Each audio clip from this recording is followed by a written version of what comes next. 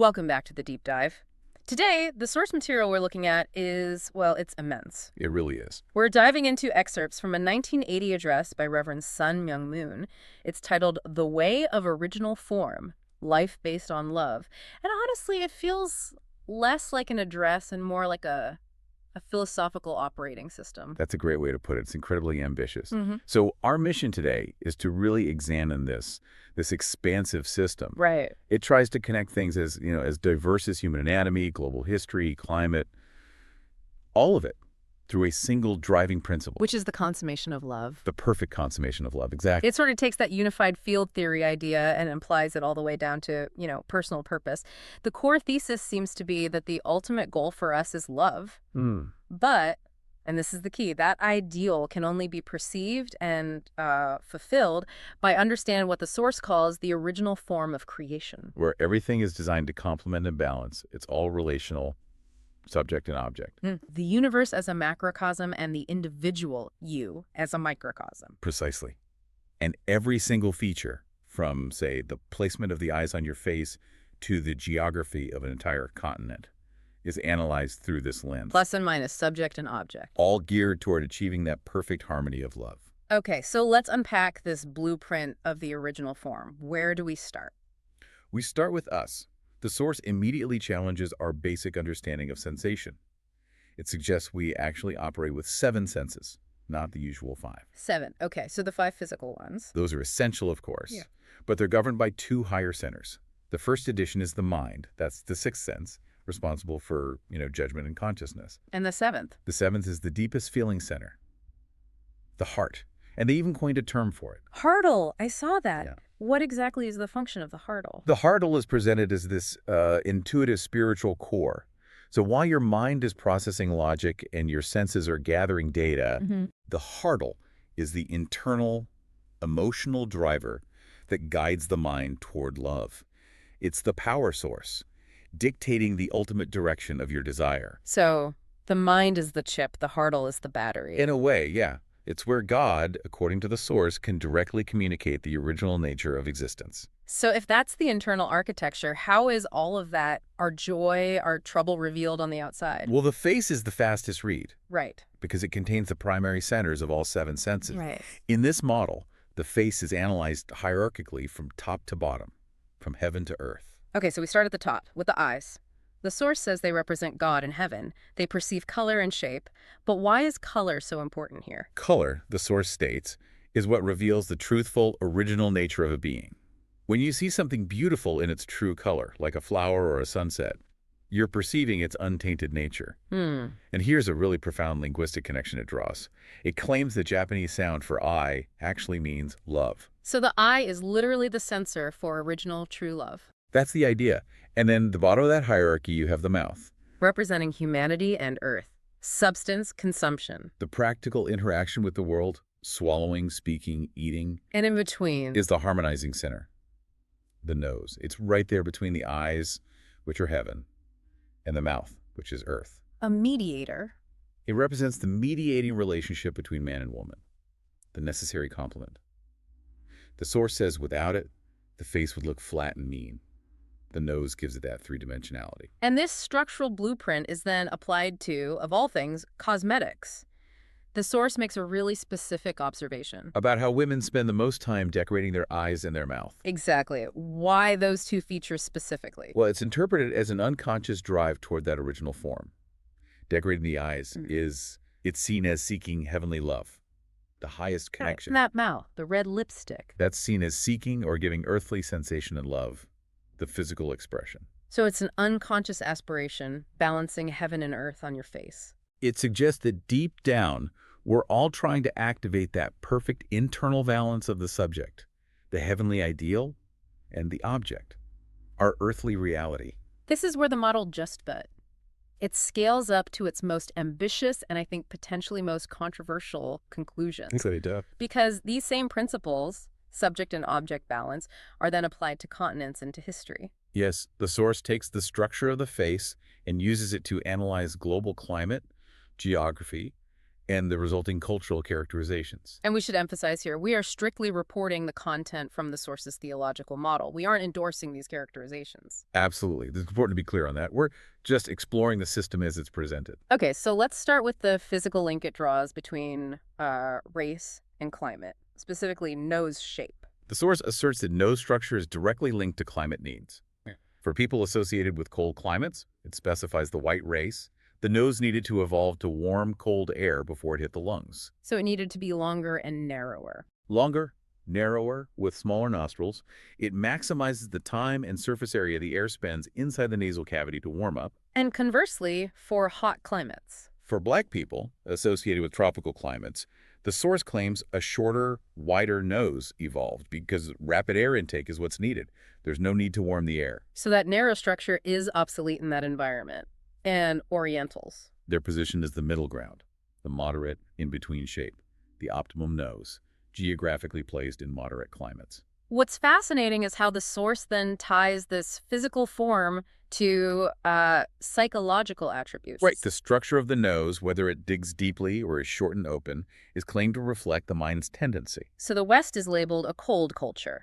Western thought is described as analytical, restless, even defined by confrontation. Yeah, and it links that to the historical necessity of eating meat in cold regions, which required killing animals. This analytical nature, it claims, is reflected in that long, narrow nose that digs deeply into a subject. On the other side, you have the hot culture, or valley culture. Yeah. Which the source associates with black culture. Moving slowly, being passionate, historically more vegetarian, so less bloodshed. And they're characterized as representing a valley. Containing enriched soil, potential, having shed more sweat-building nations, and a short, wide nose in this model reflects a tendency not to dig deep analytically on a single subject for too long. And again, Orientals are the middle ground. The harmonizers, concerned with philosophy, morals, ethics, positioned to bring together the extremes of the cold, analytical West and the passionate, foundational valley culture. But the source is very clear that this is not about superiority. Not at all. It highlights what it calls the law of balance. God always balances features. It says if you have a wonderful face, you'll necessarily have some deficiency elsewhere. So the total result is equality, just with different distributions of features. Exactly. It even notes how dark complexions often have a very vivid, attractive contrast between the dark iris and the whites of the eyes, and claims this compensates for less pronounced contrast in lighter eyes. The balance is always maintained. And that principle of balance is the bridge. If it works for faces and climates, the system posits it must also work for history and geography. Which brings us to the analogy of seasons applied to human history. Right, a cycle. Past civilizations like India and Egypt are called the summer civilization. Hot, fertile. 20th century civilization is autumn culture. Which the source identifies with the West, a time of gathering, analysis. And after autumn comes winter, which it identifies as the cold culture of the communist world. Rigid, low life force. But the cycle doesn't end there. The hope is the coming cosmic spring culture. A new beginning based on true love, which will last for eternity. Spring is the dawn of the ideal world. Geographically, the source identifies certain regions as being destined for a special role, based on what it calls the Adam position. What is that exactly? It's about mediation. The source sees large land masses as heaven, the subject, and the ocean as earth or humanity, the object. Okay. A peninsula juts out into the sea, connecting land and ocean. It's the mediating Adam position, meant to harmonize those two spheres. The historical example it gives is the Italian peninsula. Right, where Hellenic, culture-logical, or organized, and Hebraic, culture, spiritual, theological, gelled together in Rome. It became the historical mediator for Western civilization. And for today, the modern center is identified as Korea. The source argues it has 4 distinct seasons, the optimal climate balance, and it's a melting pot of global cultures: Christianity, Buddhism, Confucianism. And it's a microcosm of the global situation. Exactly. The cold communist culture in the north and God's culture in the south. So that raises a question the source addresses. Why is the speaker in America if Korea is the geographical center? He explains his purpose in America is to stand as that mediator between East and West, to bring the dawn of the spring culture to the globe. The mediator always stands in the position of greatest friction. That's the idea. And the Unification Church is presented as the sort of sample of that new culture in operation. Let's circle back now and apply all of this intricate structure to the most personal level. life's purpose, and the ideal family. It all comes back to this. Life is precious, but love is the ultimate goal. When your mind and body unite, love has to be the center. It's the activating spark. And there's a simple test for this, right? Hostility versus laughter. Exactly. Hostility and unhappiness mean the doors of your senses, your mind, your heart, they're all closed.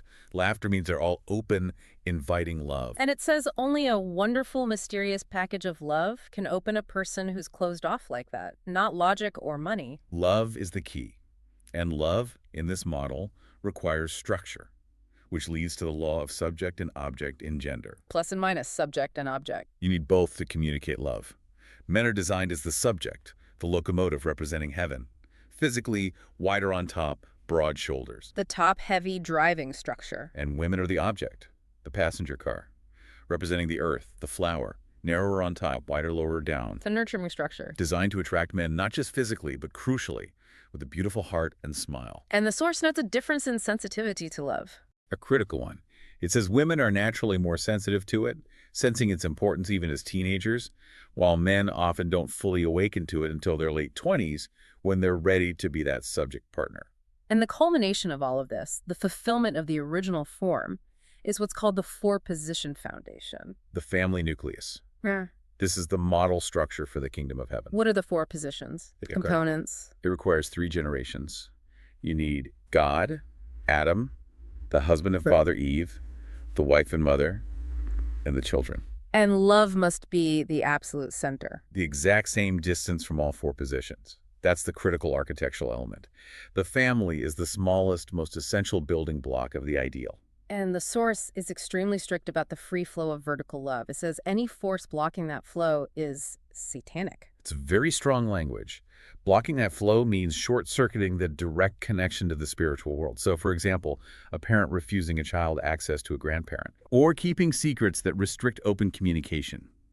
It impedes the natural vertical flow of love through all 3 generations. And what's the unique role of the grandparents in this foundation? They provide security, stability, experience. But more than that, they act as an antenna communicating with the spirit world, watching over the home 24/7. So they're like God's presence in the household. They effectively resemble it, yes. They link the family on earth to the eternal spirit world. They're essential for that 4-position foundation. So we've gone from lipstick to the Italian peninsula, but it all comes back to the same concept. The original form is life based on love. By following this principle of balance and complement, the individual becomes a microcosm of the whole universe. And the final word for the source is crystal clear. Money, knowledge, prestige, they're all secondary. The ideal life is fulfilled by achieving this universal, God-centered family unit built on love. The source states that when men and women are united in love within this original form, it's a universal unity that cannot be parted. And that in the spirit world, you'll communicate nothing but the language and song of love. An eternal work of joy. But that boundless state of eternal work, it requires boundless love here on earth. So maybe the thought to leave with is this. Consider what elements of your own daily life, what lingering grudges, what persistent hatred, or what ingrained self-centeredness you would need to melt away right here and now to seamlessly participate in that eternal joyous work of love. Food for thought indeed. We'll see you on the next deep dive.